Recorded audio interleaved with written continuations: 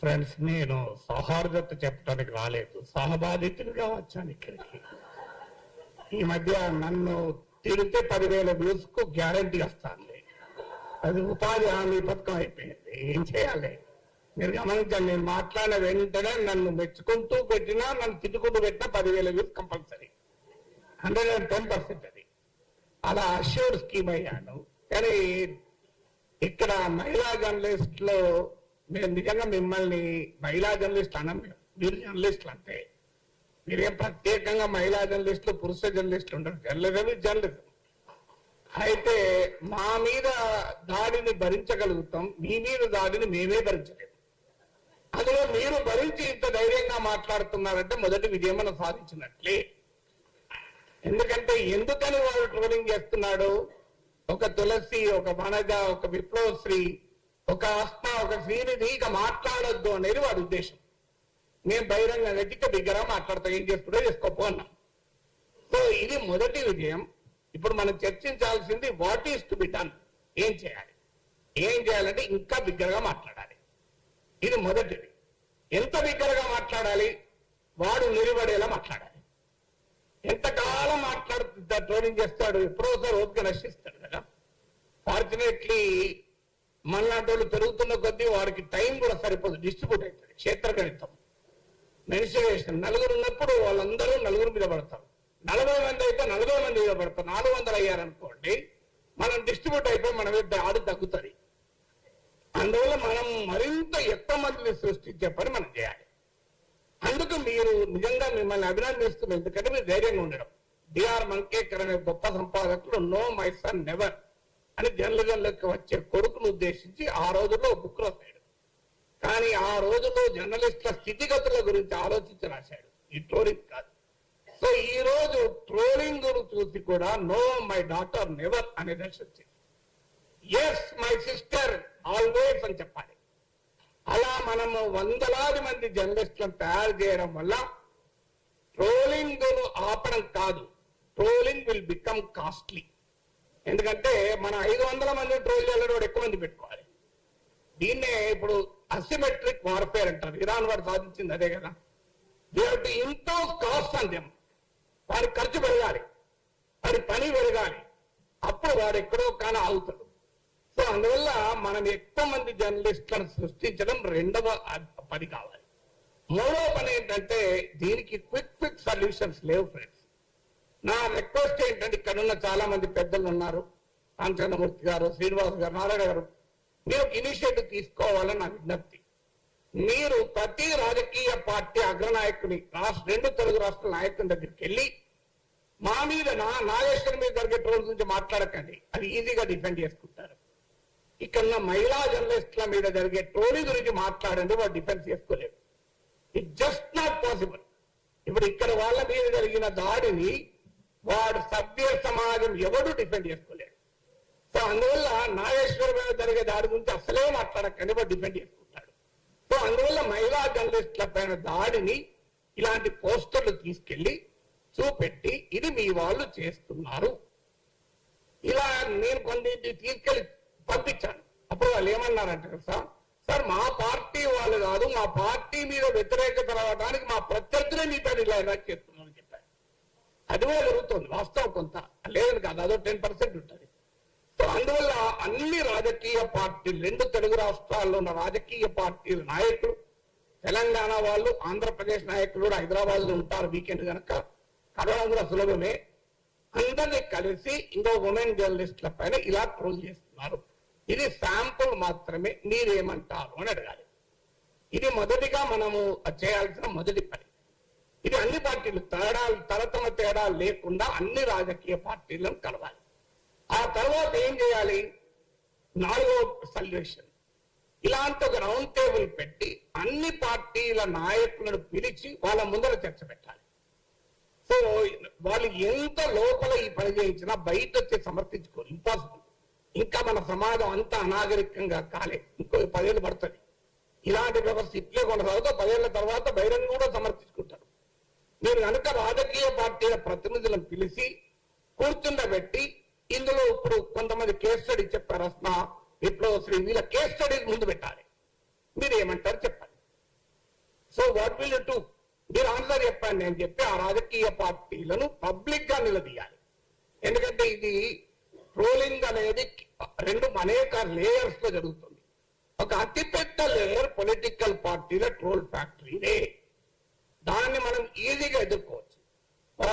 వాళ్ళకి పోయే కాలం దాపురించింది కనుకనే మహిళలతో పెట్టుకున్నారు. పురుషులతో పెట్టుకుంటే వాడు ఎక్కువ విజయం సస్టైన్ చేయగలడు. మహిళలతో పెట్టుకుంటే సస్టైన్ చేయలేడు. ఎందుకంటే ఇప్పటికీ మన సమాజంలో ఎక్కడో ఒక చోట మహిళను అనాలి అంటే, ఉమెన్ అనాలంటే మొహమాటం అంటే వస్తుంది. బహిరంగంగా అనాలి. అనానిమస్ గా ఉన్నప్పుడు ఏమన్నా మాట్లాడతాడు, వాడు ప్యాట్రియార్కీ అంటే అప్పుడే బయటపడుతుంది.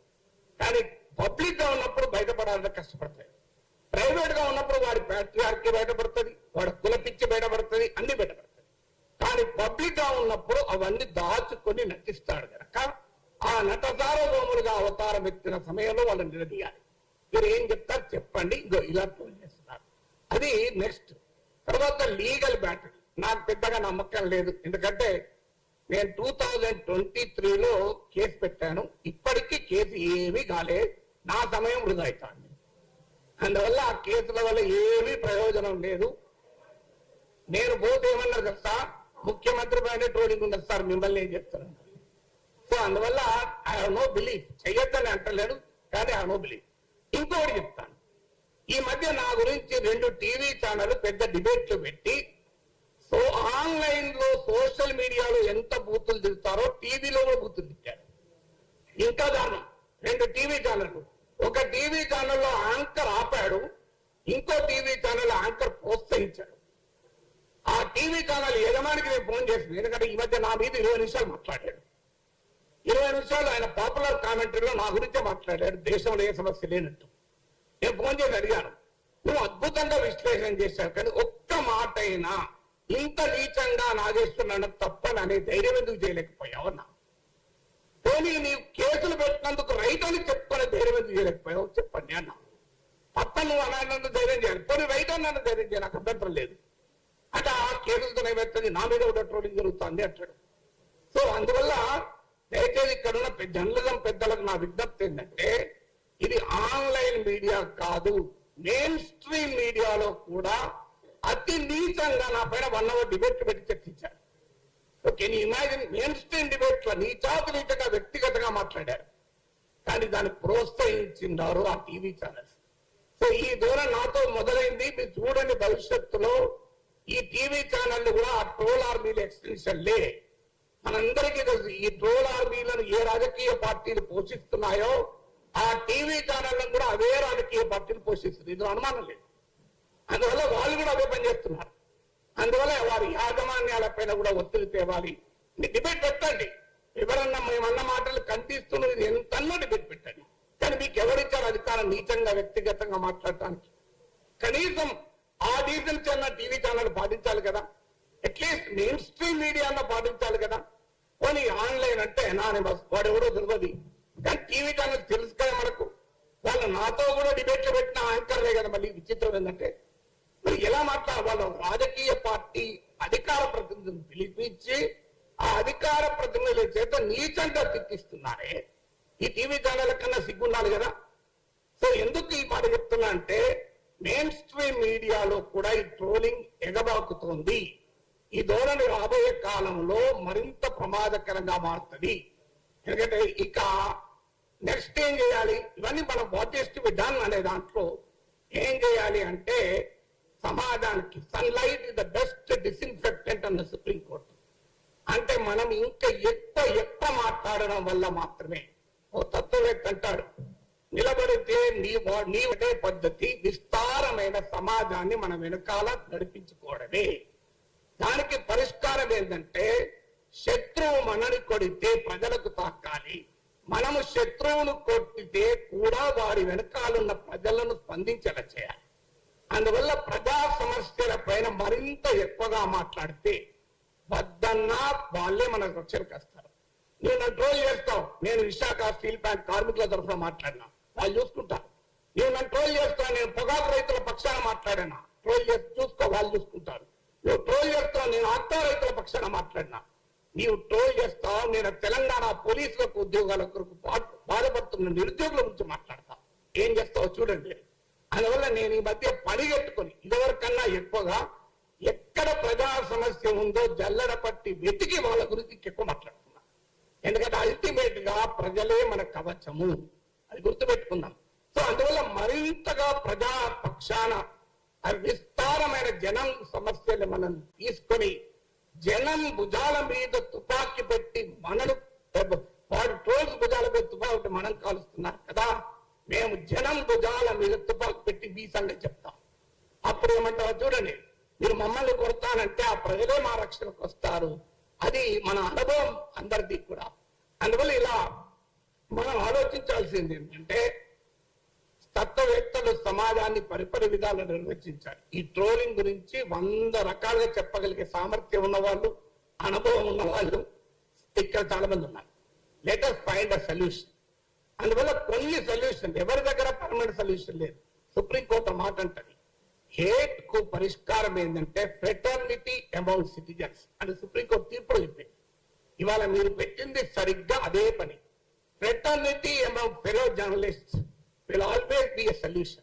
అందువల్ల నా అపీల్ ఏంటంటే హైదరాబాద్ ప్రెస్ క్లబ్ నా అపీల్, మీరు ఇనిషియేటివ్ తీసుకొని రాజకీయ పార్టీల నాయకుల్ని ప్రముఖుల్ని పిలిచి, వాళ్ళు ఏదో బచ్చగాలను పంపిస్తారు, అలా కాకుండా పెద్దవాళ్ళను పిలిపించి ఈ ఉమెన్ జర్నలిస్టులు పడ్డ కష్టాలను వాళ్ళ ముందు పెట్టి మీరు ఏం మాట్లాడతారో చెప్పండి అని నిలదీద్దాం. కనీసం పబ్లిక్ షేమింగ్ చేస్తానన్న రాజకీయ పార్టీలే కాదు, మీరు ఆ సాంస్కృతిక సంఘటనలే కావచ్చు, సామాజిక సంఘాలే కావచ్చు, వారి సైన్యం ఎవరి సైన్యం అయితే దుర్మార్గం చేస్తుందో ఆ సైన్యాధిపతులను పిలిపించి సభ్య సమాజం ముందు ఎక్స్పోజ్ చేద్దాం, ఇంకొన్ని ఆలోచనలు చేద్దాం. ఇది ఇస్ ఓన్లీ ఏ బిగినింగ్. నా రిక్వెస్ట్ ఏంటంటే ఈ యుద్ధంలో మనం పొరపాటున కూడా భాష మారద్దు, మాట మారద్దు. మనను ఎదుటివాడిని నుంచి దూరం చేసే, ఏలినేట్ చేసే ప్రయత్నాలు కూడా జరుగుతాయి. వాటి మధ్య అప్రమత్తంగా ఉంటూ ఈ ధర్మ పోరాటం అంటే రాంగ్ మీనింగ్లు వస్తాయి. ఈ ధర్మ యుద్ధాన్ని మనం మొదలు పెడదాం. ఖచ్చితంగా మీ వెంటాల మేము ఉంటాం. ఒకటే దీనికి పరిష్కారం, మీరు ఒక్కడు ట్రోల్ చేస్తే మేము ఇంకా 100 సార్లు మాట్లాడతాం. నీవు నెరిపడతావా నేను నెరిపడతావా చూద్దాం.